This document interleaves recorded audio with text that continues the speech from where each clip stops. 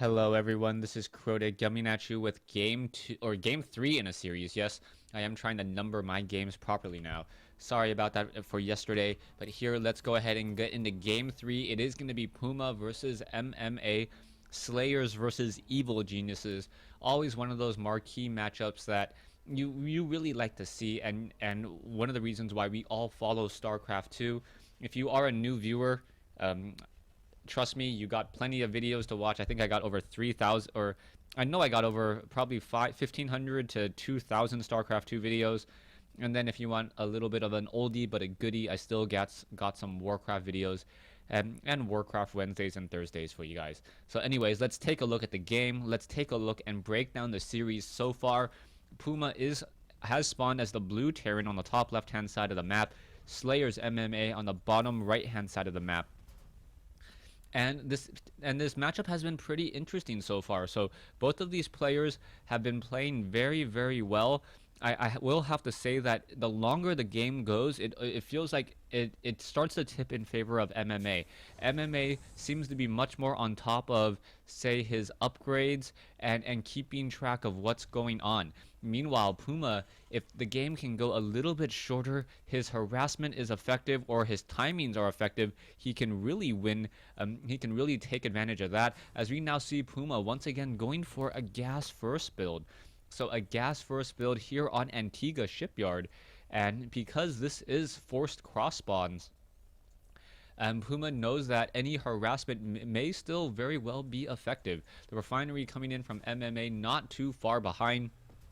We'll see what's going to happen here, but right as this barracks is done, a factory will be able to be placed down, and MMA will have to wait in order to build another supply depot. About a 25 to 30 second difference in order to really get up that factory. So you're going to see the factory being placed down in just a moment. No, an early tech lab from MMA. So MMA may be the one going for a Reaper expansion once more. Now, Puma taking a look around, and we'll see what exactly he goes. He already has enough minerals, and where is he going to build his factory? Now currently sitting at 136 gas, gonna build his factory perhaps down over here. And yes, he's building his factory in a very unusual location. Unusual in that it's behind the vents. It is normally not going to get spotted, except for the fact that a Reaper is currently being built. So a very early Reaper. This is one of two places that a Reaper can jump inside this base. This ledge right here, and then there is also these ledges here, as Reapers cannot do a sort of double jump from low ground to high ground. A second Reaper now being added. We'll see what's going to happen. This is not going to be good for Puma. Puma does not have enough units to really deal with these, but it looks as though the Marine, if he is able to get off some easy shots, perhaps expecting Reapers, he may be able to deal with this here. We are getting into a tech lab. We are adding on a starport as well. Marines are still being trained. I like this play by Puma. Puma opting to continue to train up Marines just in case there is early harassment, as a Marauder is now being added. I thought I saw two Reapers. No, only one Reaper in play. Was a Reaper actually canceled for the Marauder? That may very well be the case, as we also have one Marine guarding the front door and now adding a reactor. So starports are being added on both sides. Obviously, Puma is slightly ahead. Puma also has double gas this time. And by getting double gas, he is going to have his Banshees out.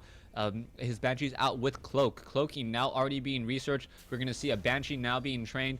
The starport is yet not in position, and it looks as though it's going to be about 15 to 20 second difference.